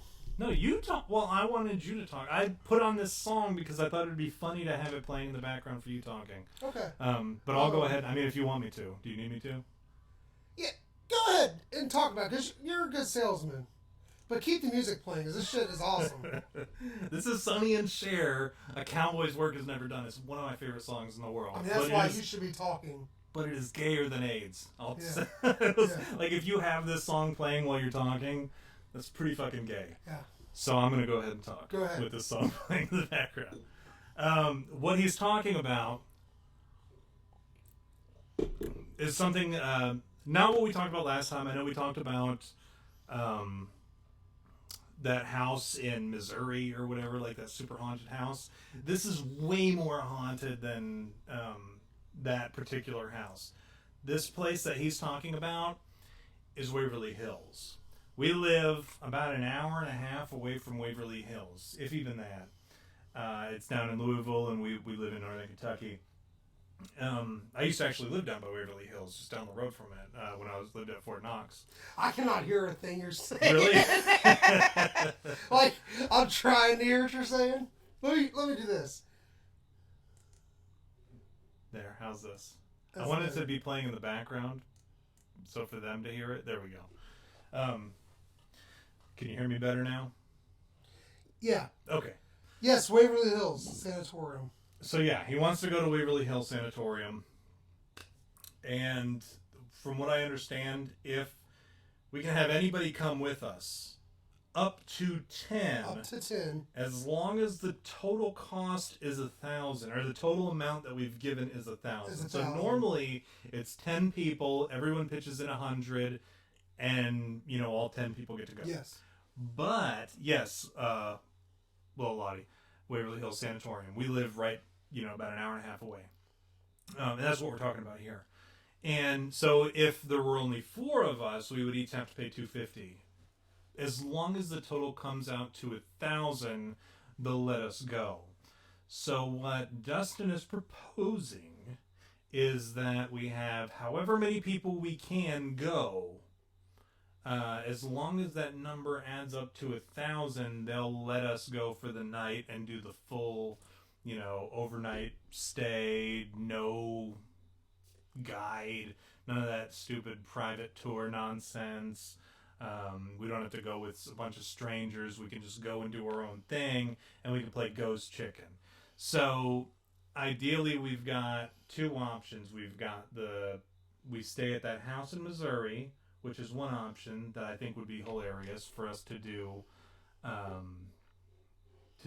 that house and do Ghost Chicken there. But we also have the opportunity to do Ghost Chicken at the Waverly Hills Sanatorium. What we need is more people. Or money. So, if you are interested in being a contributor to the Ghost Chicken at Waverly Hills Sanatorium, get with us offline, and we're happy to kind of talk about it. If you'd like to come with us, also get with us online or offline. You can send us messages at contact@youhadmeatbigfoot.com. You can send us messages on Twitter @YouHadMePodcast. You can send it on Instagram. You can send it in the comments on YouTube, and we'll reach out to you. You can send it to us on Twitch. We'll reach out to you. Whatever the case may be, get a hold of us and let us know that you are interested in going or you are interested in financing, whatever. Ideally, we would like to go and do the ghost tour. And if you'd like to go, it'd be $100 a person, depending if we can get everybody. 10 people. But, it'd be awesome. I don't know if anybody would want to go, but if they did, that'd be even better to get some fans of the show to come and do a meet and greet with us and actually get to go do something like that. So yeah, and then stay overnight, sleeping in the skateboarding down the death chute. Yeah, you can. Yeah, and then sleeping in the bunkhouse. You can literally rent the bunkhouse that's at the end of the death chute. So you do your investigation all night, and then you can go into the bunkhouse, which is a building that was used for something totally different, but they changed it into this bunkhouse, and you can sleep until like noon, I think, or something like that. Or they said that bunkhouse is pretty haunted too, so you could just continue your investigation if you want. I'd probably sleep. Because you're going to be up from like 11 or 12 to like 6 in the morning, something like that. Yeah. So, I think it'd be awesome if we can record it and put a good show out for everybody. I mean, it'd be awesome. That's the thing I hate about YouTube is like all of a sudden they always want to do previews or advertisements or whatever. Yeah, cool. So that's what you want to talk about? Anything else you want to talk about? No. You want to talk about having your clone bust a loaf all over your face? We've already talked about this. What if your clone wanted you to swallow? Would you? I probably would. You would? Yeah. What would you do with your clone that's not gay? Like, play checkers? You don't know how to play chess? No. Really? I'm not intelligent. You don't want me to teach you to play chess? I taught my kids how to play chess. No, I don't want to know. I feel like it would affect who I am on this show. Would you treat your clone like shit, or would you be cool to your No, clone? I'd be like, you fucking dirty piece of shit. Really? Yeah, because that's how you guys treat me now. That is not true. I treat you really well. I pick on your brother. You know what's funny? Because I didn't not like your brother. Is the thing. Like, I thought he was like, I'm like, he's a guy. He's entitled to his opinions. Yeah. He's a man.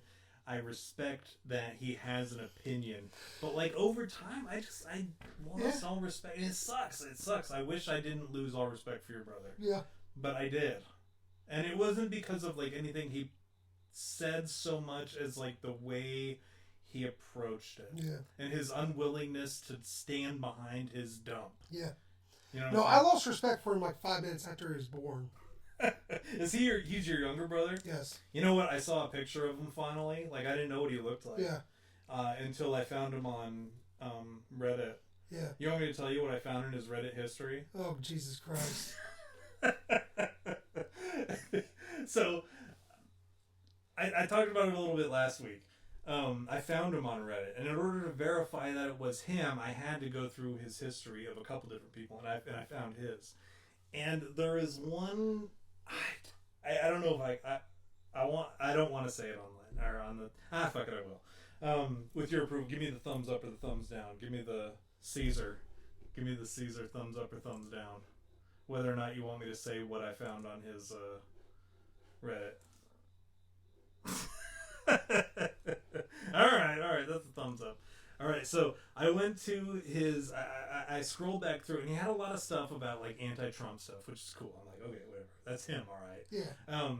But I went all the way back, and I started looking, and I found he posts in one particular subreddit like all the time, and much of his Reddit karma, if you know much about Reddit, like it's basically like the likes and stuff that you get from other Redditors. Most of his Reddit karma is from a subreddit called Not Safe for Work Celebrities, where you go and you find nudes of celebrities and then you post them to that subreddit. Like what the hell, Cameron Diaz was one. The chicks from Game of Thrones, like basically like Mr. Skin, Yeah. And those sort of sites. Like he finds nudes of celebrities. Sarah Silverman was on there. Like he had some real obscure ones where I'm like, oh, I've never seen that celebrity naked. Yeah. You know, that was kind of a good service that he provided to me. So, but I saw like that, like most of his Reddit karma was from that, and I was like, yeah, I was like, I wanted to rib on him a little bit. I am now, but I didn't at the time. Like I didn't pick on him about it. Instead, I was like, hey, yeah, I remember that. His brother was fucking. He let his brother take all the credit for it. And he's like, could you not post my shit online, you motherfucker? but yeah, like that was most of his shit was celebrity nudes, and So this thing is called what now? Not Safe for Work Celebrities? yeah, something like that. Yeah, I'll go join that now. Yeah. he was like a top contributor for that subreddit, and there were some on there that I was like, all right, well, you know, I mean, most of them, if you've watched any of those particular actresses' movies, and thank God, it was all women. Yeah. Right, so like we can at least. I was be afraid like, that you were about to tell me some gay some shit. gay shit. No. It was like from a from that perspective. No, it was all very like it was all hot chicks, right? Celebrities, hot female celebrities that he had stuff for. So luckily he didn't have any like weird celebrity chicks. Like his contribution to that subreddit was all like hot naked celebrity chicks. Good. So that should serve as some kind of comfort to you. A little bit, yeah. But yeah, he blocked me anyways on Twitter, so I can't fuck with him anymore on there. But on Reddit, I totally can if I wanted to. That's past my bedtime. Is it? All right, well, say goodbye to the fan at home. Goodbye, fan at home. Do we have to do anything else? God, am I supposed to show my penis at this point or something?